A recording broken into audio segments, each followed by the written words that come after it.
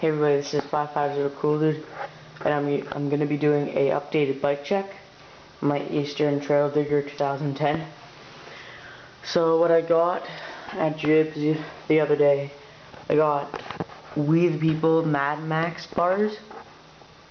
Yeah, they're really nice. They're gold, like they're shiny, like shining gold when you go in the light. I also got blue Eclat grips. I had just the stock grips that it came with last time, and they were shit. I took the flanders off because they hurt for some reason.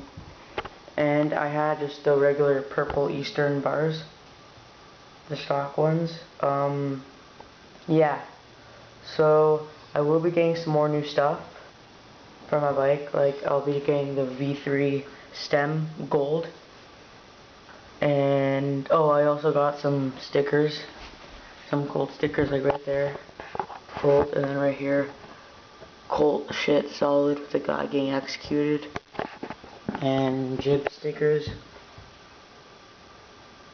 So yeah, that's pretty much it.